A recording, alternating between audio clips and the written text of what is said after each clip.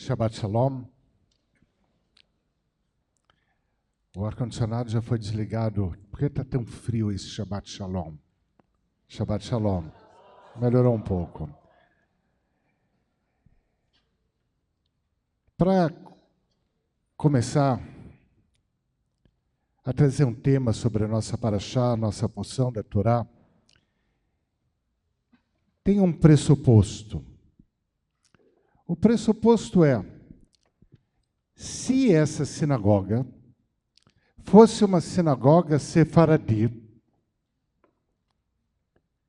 mas aí quando eu estava pensando nesse pressuposto, refleti, se fosse, talvez seja. Eu sei, alguns vão dizer que não. Outros só vão dizer que está se tornando.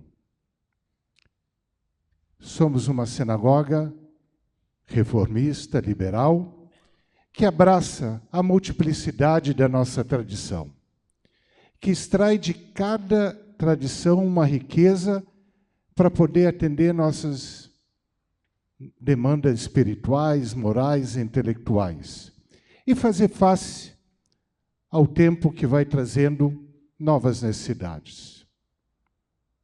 Então, talvez seja, talvez não seja,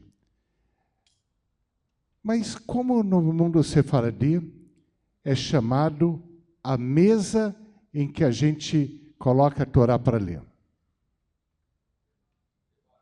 Teivá. Não falei que talvez seja sefaradi? Teivá. Exatamente, teivá. A palavra teivá, que numa sinagoga sefaradi é onde a Torá é colocada para ser leitura, aparece nessa porção da Torá, na nossa paraxá, a história de Noé, de Noah. Noé, constrói uma teivá. Ele constrói uma teivá que em hebraico significa arca. Se teivá, como a paraxá descreve, significa arca, como foi transposta a ideia de arca para a mesa da Torá? Talvez no mundo sefaradi poderiam fazer a pergunta: se a nossa sinagoga fosse Ashkenazi, porque quem trouxe a ideia da palavra teivá, significando o lugar da palavra, Torá representa o lugar, a ideia da palavra, foi o fundador do Hassidismo, no leste europeu, Baal Shem Tov. Baal Shem Tov disse, há uma arca, a arca de Noé, que serve para proteção, que serviu como um refúgio diante do dilúvio.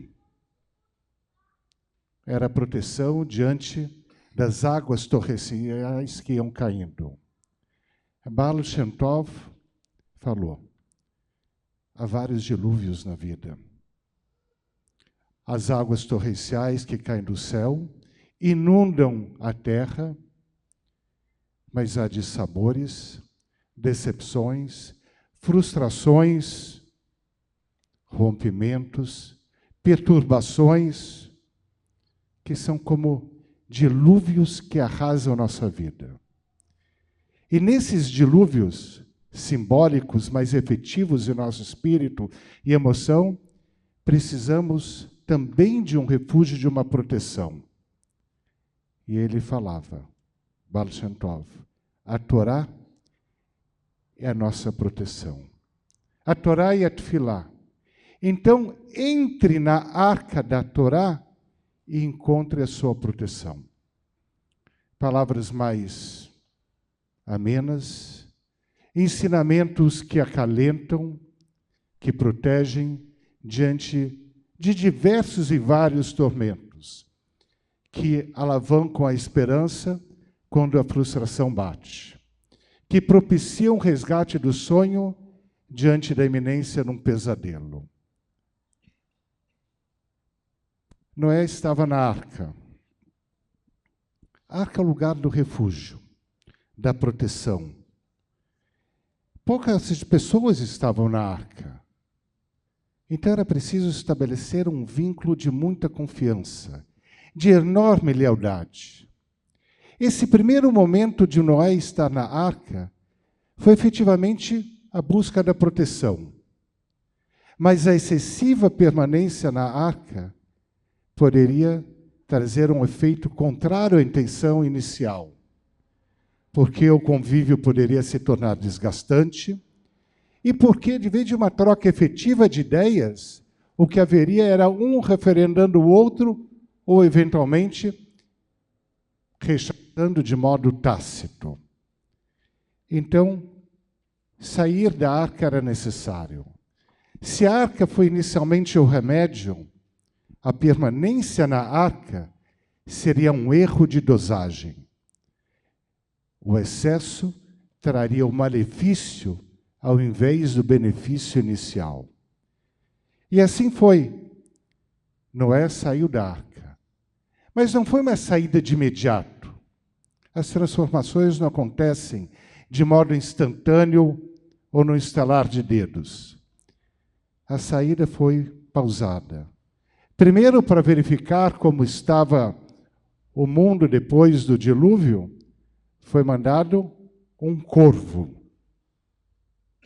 Somente depois do corvo veio a pomba. A saída foi aos poucos. Sair de uma condição para outra, se restabelecer, é um processo gradual, para que seja uma efetiva transformação. Mas depois, saindo da arca, o que teve? O arco. Em hebraico não funciona a rima, em português funciona. Da arca ao arco-íris. O arco-íris é justamente o que a arca não representa: totalidade, diversidade, amplitude, multiplicidade e respeito à singularidade, às várias singularidades num todo existencial. O arco-íris é intangível, mas a gente vê, a gente sente. O arco-íris, novamente, é o abraço em que cada cor é preservada. Por isso as fronteiras são bem delineadas. Como certa vez um cientista político em Israel falou, bons vizinhos, e aí eu acrescento, boas relações e saudáveis relações pressupõem fronteiras bem delineadas. O arco-íris representa isso. Mas o arco-íris é um fenômeno da natureza e a gente vê, contempla, aprecia, o arco-íris vai embora. Em dado momento o arco-íris some. E o que acontece? Qual é o efeito do arco-íris em nossas vidas? Na história de Noé, o efeito desapareceu. Por quê? O que surge no decorrer da história? A Torre de Babel. Conflito, arrogância, petulância, discórdia, ou seja, nada que o arco-íris ensinava. O arco-íris desapareceu. O arco-íris, como fenômeno da natureza, some. Mas a ideia que a Paraxá ensina é: traga para si, para dentro de si, o simbolismo e o ensinamento do arco-íris. Senão, na tua vida, você vai construir torres de Babel, de discórdia, desavença, e no final, não é bom para ninguém. Arco-íris é um fenômeno passageiro da natureza que ocorre eventualmente. Mas a gente tem uma bênção. Aqui é a nossa sinagoga. Seu formato é de tenda, mas eu vou me dar a liberdade de dizer que também é de uma arca, para a gente se sentir protegido. Pelo convívio comunitário e pelas palavras da Torá que vão na Bimá ou na Teivá, mas que chegam no nosso coração. E se nosso ambiente comunitário é essa arca, suas paredes em vitrais coloridos são permanente arco-íris, para que a gente nunca esqueça da multiplicidade, das cores e do convívio, em meio aos eventuais dilúvios que a vida possa nos trazer. Shabbat Shalom.